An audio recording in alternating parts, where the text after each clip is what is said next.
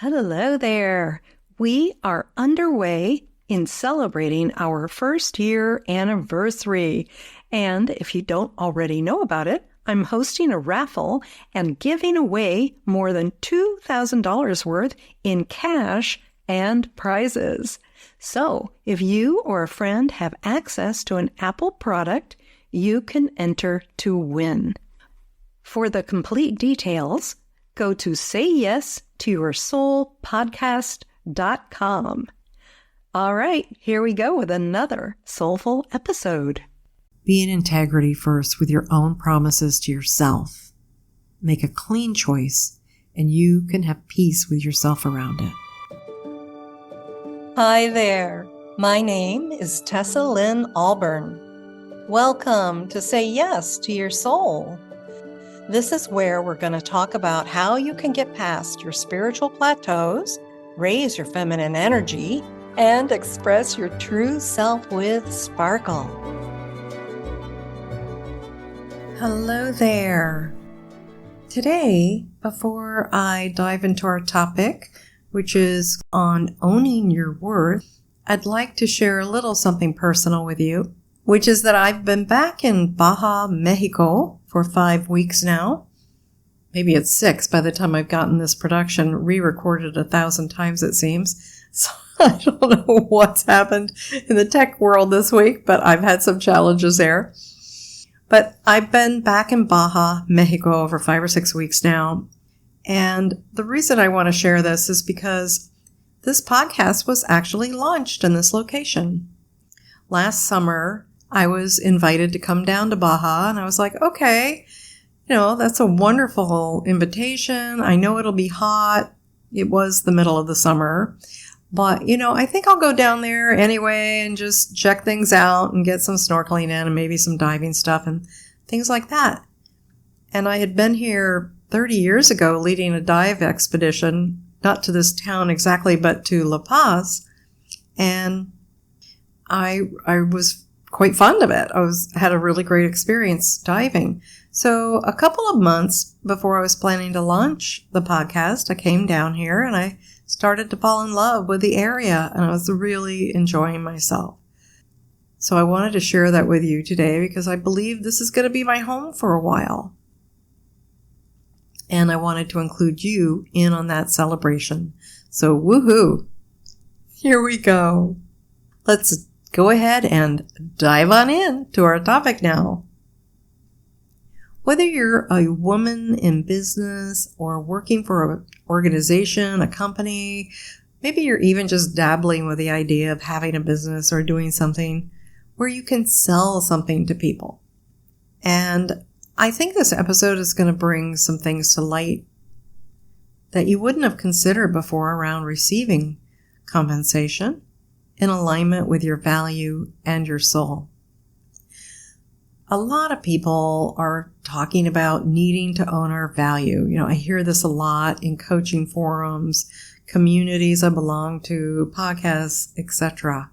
But what I'm hearing in response to that problem seems to be a one-size-fits-all solution. So you go over here to this person and they give you a one-size solution. You go over to somebody else and they give you another one-size solution. It might be a different one size, but still a one-size-fits-all. So clients come to me and they're like, this isn't working. Why isn't it working? And they feel bad because they think it's supposed to be working for them, but it's not. It only worked for that person. It may work for some people, but it's a one-size-fits-all. How many of those fit everybody? Very few. Sure, you can throw it on, but it isn't going to look good. And I think this is a very complex issue in business, and we can't address it with a one-size-fits-all solution. So we want to look at some of the different layers that are involved. And I have some starting points to perhaps show you some different perspectives on value and worth in the marketplace or in the economy. Because this is not necessarily an easy fix, but I am going to give you some things for you to start focusing on today. We're all part of the economy, right? Whether you have a business or you don't, You're paying rent. You're paying a mortgage. There's money. There's food. You've got to buy things all day long. Sometimes it seems.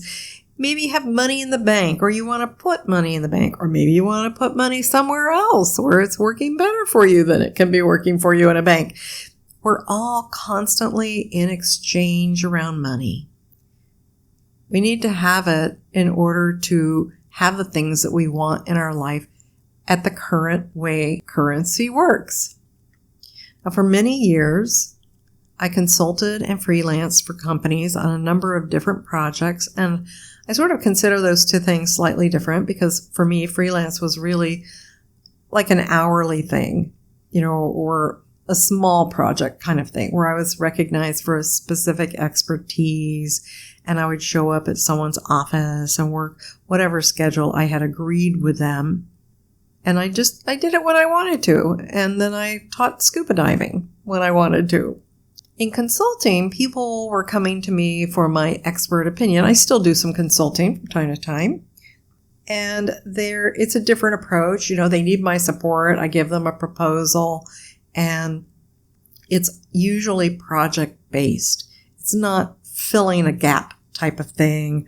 And it's not small. It's usually big. And occasionally, when I could settle into a place for a while, I figured out where it was. Until I figured out where it was I wanted to go next, I also took full-time jobs. So I've done all these different styles of jobs, and there's probably some other things I didn't even think of right now. And one of the things that I wanted to share is that the reason I did so much freelancing is because I appreciate variety. It's one of my key values, and sometimes like a long-term job can just feel like death, after a while. So variety is one of my stimulants, and it gets me excited. It keeps me excited about life. And I've learned a lot freelancing, and I've learned a lot consulting, and I've learned a lot taking regular jobs on, learned things about myself, and I've also observed a lot of other things in other people. Behaviors in the workplace, and especially when we're talking about like the emotional level of things. And that's what I'm going to be sharing about today. Because when we get tangled up, we're looking at programming that we've been receiving around what we're worth.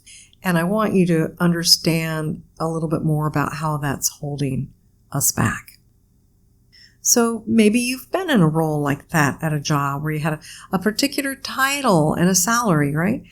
Usually you have. Almost everybody's had that kind of thing. And whether it was at a company or maybe you were volunteering somewhere for a wonderful cause, or you became a director or a VP or even CEO suite. Maybe you just were like, you know what? I'm just going to support somebody else and be a secretary. Whatever the title is or was, there's some sort of commensurate salary that goes along with that title. And then there you are going along. You have a general sense of your job description. Usually you have one. Not always. But you're figuring things out. And then there are certain things that you do when you show up to do your work. You're putting energy into the job. You want to get it right. Like nobody wants to be told they stink at their job. And maybe you're trying to improve yourself. Maybe you want to go up the ranks. And so you're like really leaning in. Or maybe you love the mission of the company. And so you're wanting to do well. And I think because you're here and you're listening to Say Yes to Your Soul, I think you are one of those people that wants to do well for others. And you want to do well for the world. And you want to do well for yourself as well. It's a lot of wells. Okay. And so there's a kind of self-motivation that you probably have had for these things. And one of the areas that this motivation shows up is in that extra time you spend learning in technology, maybe, or you read up on your stuff, so you get better. You learn how to lead. You learn how to get better at what you do, become more efficient, lead people, work better on your team, whatever it was. You're growing your expertise. Now, one of the things I was doing, I don't see a lot of people doing this. Maybe people are doing this more now. I haven't been in a job in a while now. But one of the things I was doing, I'm sorry, I have to pause there because sometimes being an entrepreneur does feel like a job, but the bottom line is it's my job. I get to say what the role is. All right. Now, one of the things I was doing in those roles, in those jobs, is I was talking to people. Didn't matter what kind of work I was doing. I was always interested in talking to people who were smarter than me, had more experience, etc. And because I knew they could help me be better. I knew I could go ask them questions. If they were willing to talk with me, then they could share their wisdom with me. And so that was like a regular practice with me. I remember talking with this one person on a fairly regular basis whenever I had a coffee break, like about 3 times a week in this one position. I would go in and just pop my head in, maybe it was for 2 minutes or what's happening. And then, hey, do you know anything about this? And they loved helping me because that person was the sort of person that wanted to see somebody else succeed. So I was always putting in energy into this outside of my work hours. And maybe you've been doing something like that. Maybe it's because you care about the company and you want them to succeed, or maybe you just really want to get some pressure off your back. And so you're looking at like, how can I do this better? Well, I think you're probably in the category of people who believe in the mission of the company or want to. And so when we have that connection to the mission, we tend to put more effort in. And then you're going along and something happens and something big changes like it did in 2007, 2008, where basically a lot of events converged and then fear factor was ramped up and growth in the economy stopped because so many people around the world were scared to invest and scared to spend their money. That's basically what happened. Because the money was still there. This change, that change, housing, yada, yada, yada.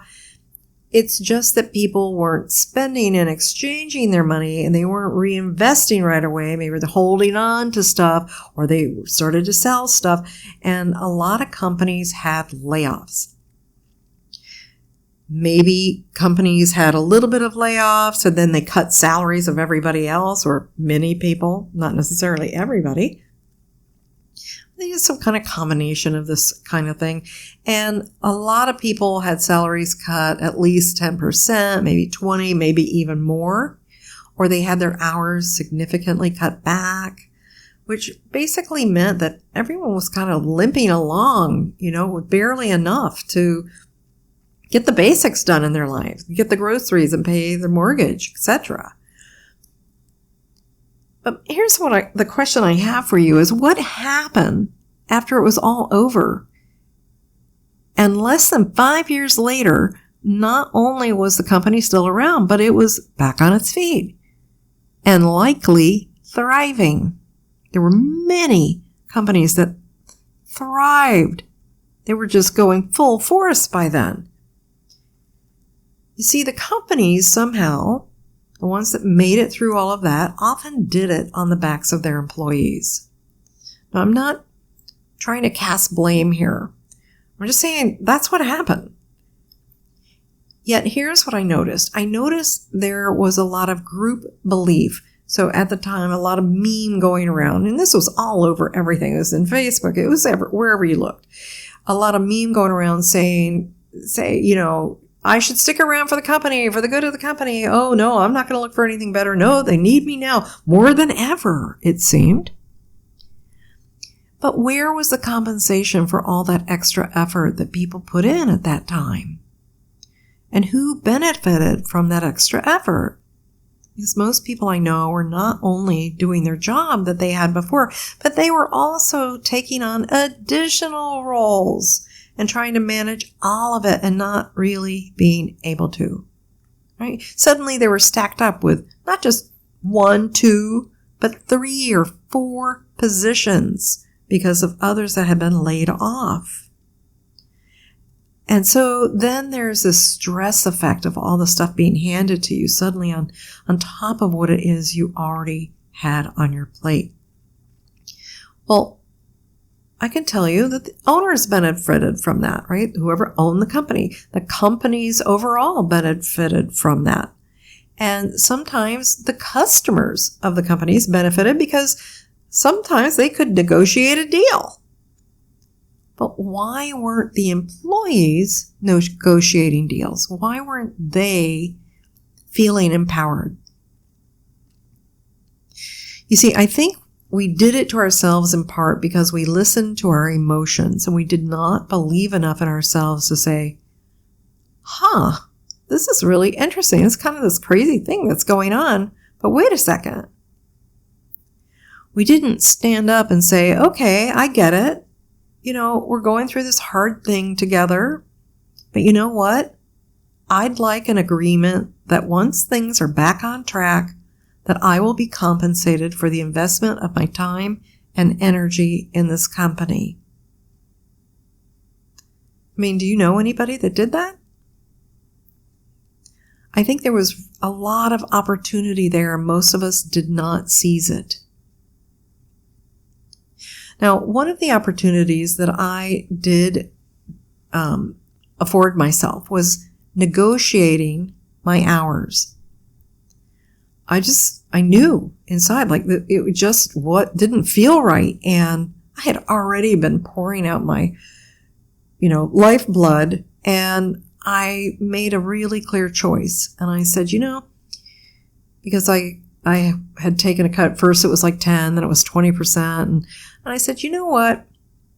Here's what I can do for that salary. And I made that offer and it was accepted. And I'm very grateful for that. The main thing that I was able to negotiate was my time. But I didn't see anyone else doing that. Eventually in the culture, people started taking like a little bit early days off, early Fridays or whatever it was. But that wasn't an empowered move. That was like waiting for something to happen. And I think, and this was mostly with women. The men that I knew, the men that I was watching, they were looking at things differently. They were more focused on starting something up for themselves or making a move and going somewhere else where the money was still flowing and the companies were taking risks. But the women were not. Mostly the women were not only staying where they were thrusting themselves more into the work at hand. Now, the quote-unquote Great Recession was a big happening, right? And so it might not always be occurring, thankfully, but it is occurring. These beliefs are happening always, and there's always some sort of negotiation. There's always terms happening, and it's more subtle, but I want to invite you to take a look at it. What could happen if I actually could be what could happen if I could be in negotiation instead of just making an assumption? Another scenario is in the world of consulting, because there you are, maybe you're doing this, that, and the other, maybe you have a long-term gig, and I'm not even talking about like big extenuating circumstances. I'm talking about just normal consulting. You're going along, being recognized for your expertise. You've made a proposal. It's been accepted. You're learning about the company, and then they want you again. And it feels good. You feel like it's fair. It's equitable. You're pretty much working for yourself. You're providing an excellent service. And then maybe you start to hear things like, you're so great. You're so amazing.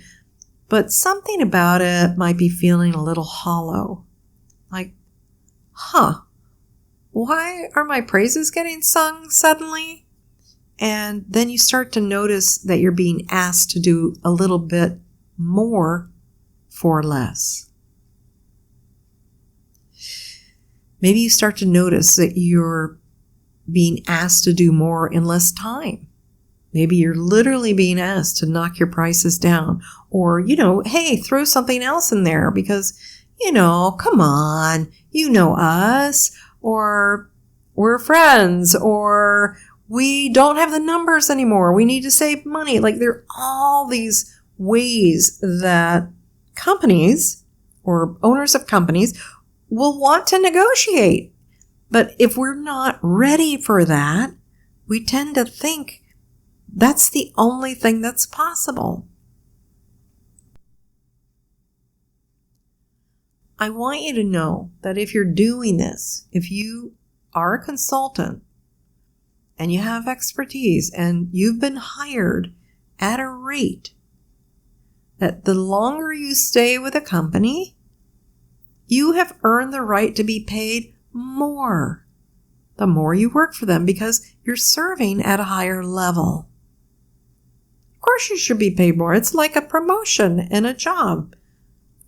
Like, you wouldn't expect that in a standard career, to be working somewhere and then every year you're earning less the more you know. Like, that doesn't make any sense. But this is my observation, right? I see this. And now, I'm not an economist. I could look up numbers all day, but then I start to get cross-eyed. And I will have some numbers for you next week, though. I'm working on something else. These numbers could really be interpreted in a multitude of ways. Whenever I look at charts of things, it's like, okay, here's what they set out to do. However, this is how else it could be read. So I'm really reporting here on what I've seen in action. And what I notice is that women feel bad for the company, or they get hooked in some other way on an emotional level. They get hooked in maybe to the impact that they think they're having, or that the company is making in the world. And I've heard this across the board, in big multinational corporations to small mom and pops to middle-sized nonprofits and NGOs. So it's not limited to a particular kind of industry. You could even be in retail. You could be a vendor who's been delivering high-quality goods. I had a client who was doing this, and in the beginning, of course, she was like nurturing the relationship. She's like, yeah, I'm going to, I really want to show you the quality and I'll get you started with these special discounts. She was really clear that they were discounts to get started. But then later, when she was like, okay, it's time to actually earn what I need to earn, what the full value is. And the client's like, oh no, we can't do that. We need more, not less. We need more of this. We need you to work faster and harder and etc. And she had to learn to step away from that, or to hold the line in some cases. I think the real clinker, the one that bothers me the most, because there are a number of things that women do, but the one that I see that I just go, oh, really hurts my heart, is women convince themselves that they can help the company succeed. So if the company's going through a hard time and they're like, we got to lay people up, they're pouring more energy into this company, but you're not getting compensated for that in any way. Are you being given stocks at that time? What is the trade? Why are you doing that? It's business. You want to think with a business cap on. So I want you to take a moment right now and just see if you can make that connection for yourself. Have you ever done that? I certainly did. You try to get the company to succeed because you're told as a young girl you should put everybody else's needs before your own. But this is a losing proposition. So I want to give you 4 things you're going to want to shift in order to start turning the tide of devaluing yourself. Number 1, instead of taking care of others in business before yourself, you're going to start putting yourself first or your business first. If you have a business, you're putting both first. Yourself, then your business. If you're working for somebody else, you're putting yourself first, then their business. Whatever your business is, whatever your currency is, The second thing you're going to want to start doing is to start truly appreciating yourself. And one of the ways to do this is to examine and get a real understanding of your value. Put numbers to it. I'm not talking about your soul value here, which of course is priceless. I'm talking about your modern day currency value worth in the marketplace. But you get to determine what that is. Now, it doesn't mean you're going to earn every penny of that value, but when you know what that figure is, if you understand your own value, then you can come from a place of empowerment when you're talking about money. So whether it's your value in a household, or your value as a doctor, or perhaps on Wall Street, wherever it is, you want to start appreciating yourself and understanding the value that you bring. So the numbers don't tell you what that is. You want to look at it the other way around first. And then you make choices around the numbers. The third thing you're going to want to do is you're going to need, actually this is a need, you need to believe it.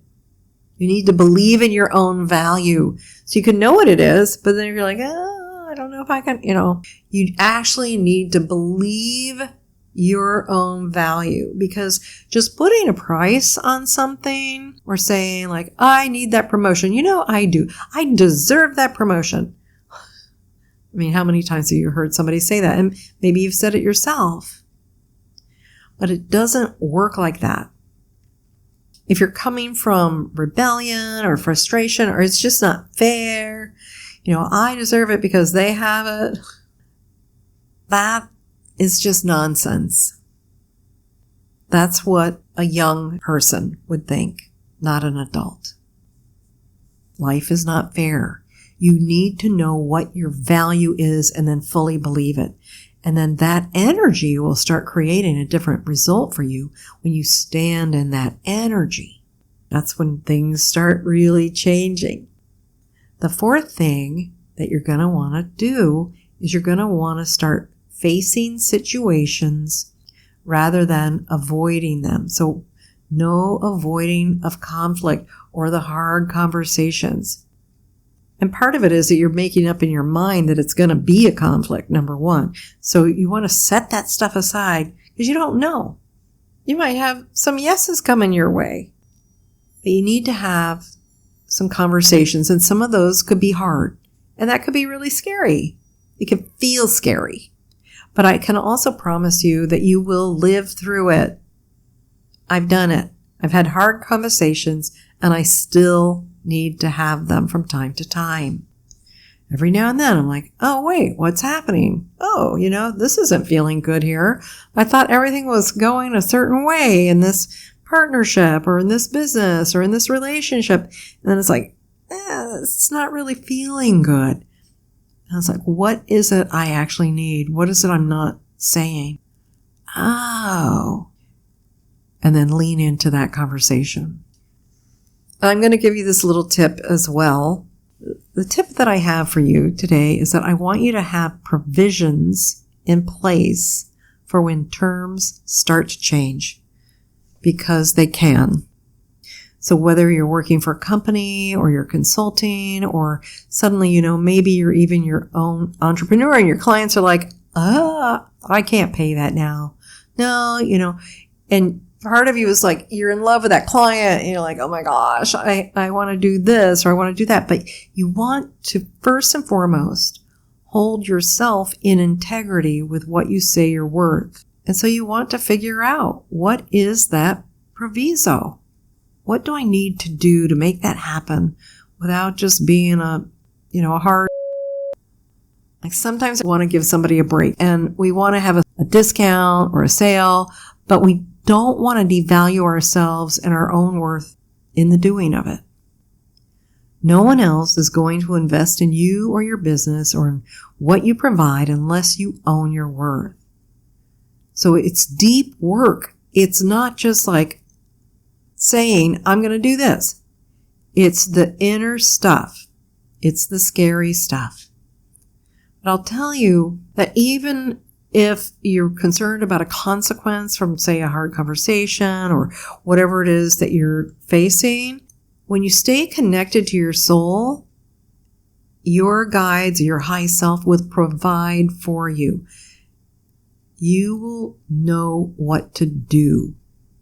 You've got to do that deeper inner work and then really listen to what's happening.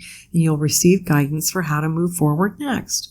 And sometimes it's just like one little incremental step. You might not see the whole picture laid out like some, fortune teller psychic. You just see like the next step. If you aren't able to do these things, you'll just find yourself in vicious cycles of overperforming and under-earning. But you can stop the cycle. Remember that. It's not the people you contract with. It's your choice. You can do it. So start setting boundaries on your worth and keep your integrity. You can make your choices, just know your worth and be integrous with it. One of the ways that I've done that in the past is by offering like a scholarship program or scaling fees, right? Like depending on what somebody's income is, etc. But don't lower your fees or your salary or suddenly take on multiple jobs out of fear, because fear only begets more.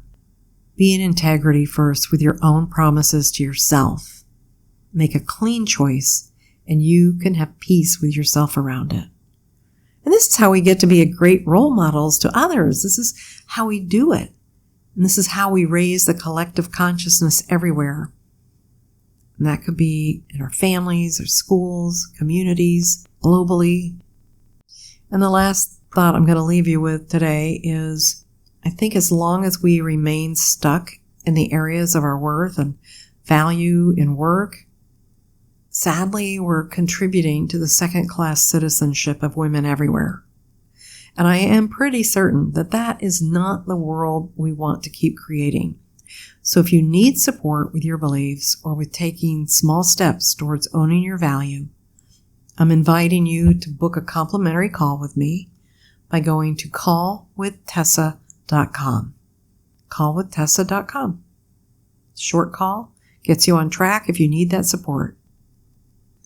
That's our episode for today, and I want to wish you greater things. I want you to have the feeling that comes with knowing your worth, and then the peace inside yourself and all the calming of all the voices, those little naysayers in there that have been second-guessing you, trying to keep you safe and doing all the things they do. Set your mind to do one step at a time. All right, I will see you next week. Until then, blessings and light. Bye-bye for now. All right. Thank you for joining us for this week's delicious episode. Before you jump off, I wanted to remind you to get entered in the raffle this month because I'm giving away more than $2,000 worth of prizes in both private sessions and actual cash. What are those prizes, you ask? Well, one of them is a private 75-minute soul light healing session with me. And that can be healing on various levels.